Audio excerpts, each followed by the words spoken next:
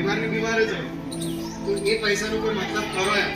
અને પહેલી જ વસ્તુ શું છે કે આપણી તંદુરસ્તી, આપણું સ્વાસ્થ્ય એ સારામાં સારું હોય તો આપણું જીવન જીવા જેવું લાગે, જીવન આપણું સારું લાગે. વિજયાસવાણી કાર્યક્રમની અંદર આવી રીતે ઘણા બધા પોઈન્ટ તમને સમજાવવાના હોય છે.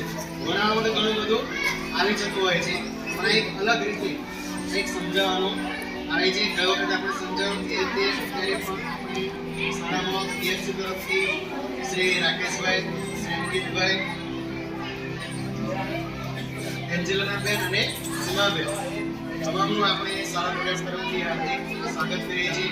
આપણને જે કંઈ માહિતી આપે એ આપણે શાંતિથી સાંભળીએ અને આપણા જીવનમાં ક્યાંક ને ક્યાંક ક્યારેક ને ક્યારેક ઉપયોગી થાય, ઉપયોગ આપણે એનો કરીએ એવી પણ આશા રાખીએ છીએ. તમારે ખાસ ધ્યાન રાખવાનું છે અને યાદ રાખવાનું છે. એ બોલશે પણ ખરા અને સામે ટીવીમાં બતાવશે પણ ખરા એમ.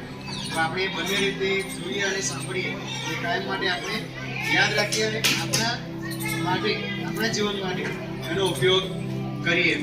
અમે તો તમને વારંવાર કહીએ છીએ, પણ એનાથી શું લાભ અને શું ગેરલાભ છે, બરોબર? તમાકુ કહીએ તો શું થાય છે, પડીકા કહીએ તો એનાથી શું નુકસાન થાય, એ બધું તમને સમજાવશે, બતાવશે, કહેશે. આપણે કાયમ માટે યાદ રાખીશું ને આપણા જીવનમાં ઉતારીશું.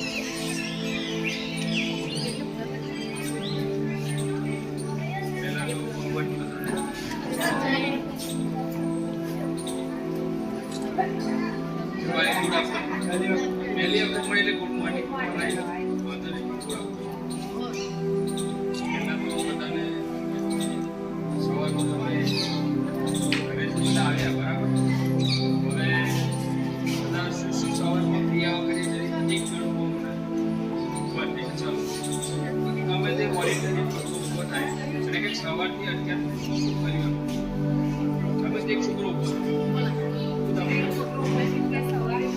સવારમાં ઉઠ્યા તમે ત્યાંથી લઈ અને બ્રશ કર્યું, નયા વાળ ધોયા, શું કર્યું, પછી નાસ્તો કર્યો, નાસ્તામાં શું કર્યું, બરાબર? જતું પૂરી કશું કરવા નહીં, કોઈ હસવા નહીં, કશું નહીં, ખાલી સાંભળી બ્રશ કર્યું, ચલો પછી ડમ્બલ લે કસરત કરી, બરાબર?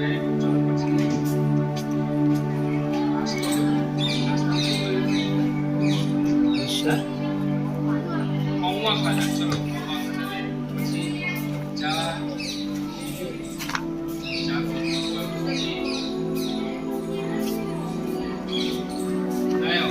બાકી રહી પહેલા બરાબર સ્નાન કર્યું,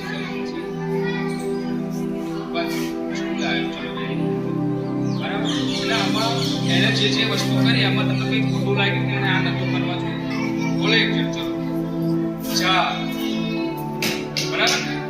ચા સારી શરીર માટે સારી, બરાબર? ચા પીવાની,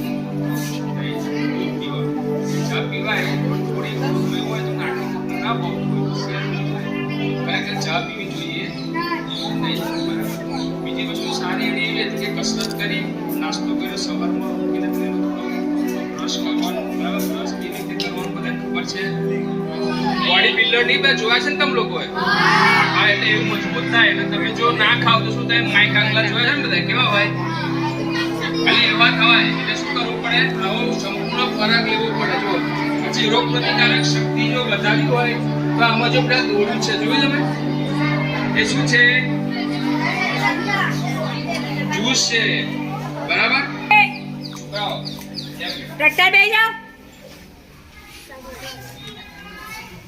માનસિક આરોગ્ય એટલે તમારા શરીરમાં જે અમુક વસ્તુ જે આપણને ના વધતી હોય, ધારો કે આપણે ભણવામાં ધ્યાન ના હોય, એવું થતું હોય તો ઓછું થઈ જશે, બરાબર? કાર્બોહાઈડ્રેટની વાત કરીએ તો કાર્બોહાઈડ્રેટમાં આપણે ઉર્જા માટે મહત્વપૂર્ણ હોય છે. એટલે આપણે જે રોજ ખાઈએ છીએ રોટલી, શાક, હોય ને એમાં એ વસ્તુ કામ લાગે, બરાબર? પછી ફેટ એટલે આપણે શું કહેવાય? ચરબી કહેવાય. શું કહેવાય? શરીરમાં જે ચરબી જોઈએ ને જીવન જીવવા માટે એ છે. પછી વિટામિન્સ છે, મિનરલ્સ, જે મેં તમને કીધું વિટામિન શેમાં મળે? ફળોમાં મળે, બરાબર? એ બધા ફળો જે ખાવ એમાંથી વિટામિન્સ આપણા શરીરને અમુક ક્રિયાઓ જે છે એમાં આપણે મદદરૂપ થાય છે. શરીરને જે ક્રિયાઓ એટલે આપણે ચાલીએ રોજ કેટલું પાણી પીવાનું? શિયાળામાં થોડું ઓછું પીવાનું, ઉનાળામાં 5 લીટર પાણી પીવું પડે. તમે નાના છોકરા છો એટલે તમારે 2 લીટર ચાલે, બરાબર? પણ શરીરને જ્યારે પણ શોષ પડે ત્યારે પાણી પીવું, બરાબર? જો ફળો અને શાકભાજી, સાંભળો, ફળો અને શાકભાજીમાં લખ્યું છે બધું, જો મેં તમને કીધી બધી વસ્તુ એ પ્રમાણે છે. હવે સંતુલિત આહારમાં તમારે દરેક વસ્તુ શારીરિક, માનસિક કયા રોગો થાય, શ્વાસને લગતા રોગો થાય, તકલીફ પડે આપણને, બરાબર? પછી ફૂડ પોઈઝનિંગ, અમુક વાર લોકોને ઉલટી આવતી, હાથ ધોવા, બરાબર? જો હાથ કેવી રીતે ધોવાના બધા ખબર છે? 6 સ્ટેપ બતાવતા ને કોને આવડે છે? એક જણ લાઈટ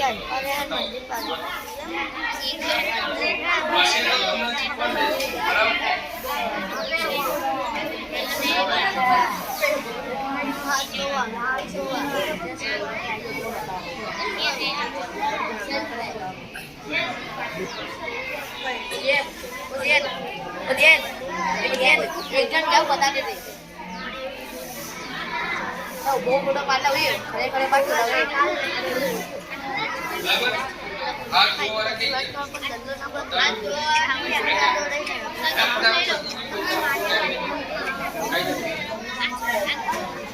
પેલું શું કરવાનું? શું પણ આવી છે? હાથ છે એ હથેળી અંદર આમ બે હાથના,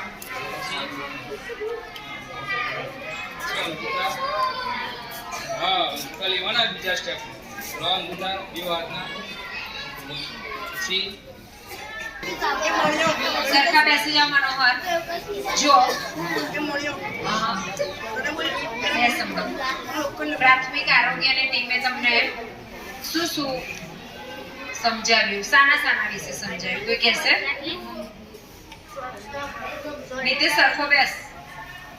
તમારી તંદુરસ્તી, સ્વચ્છતા, તમારા આરોગ્યમાં કયા શું ખોરાક લેવો જોઈએ એ બધી બાબતમાં તમને સમજાયું, બરાબર? ખોરાક તમે સારો લો, પણ તમે જે જગ્યાએ રહેતા હોય એ જગ્યાનું વાતાવરણ, ત્યાં સ્વચ્છતા, પ્રદૂષણયુક્ત વાતાવરણ હોય તો પણ શરીરને અસર કરે છે, બરાબર? ખોરાકમાં અમુક ખોરાક લેવાય ને અમુક ન લેવાય તો પણ શરીરને અસર કરે છે. વિટામિન વાળો ખોરાક લઈને પ્રોટીન વાળો ના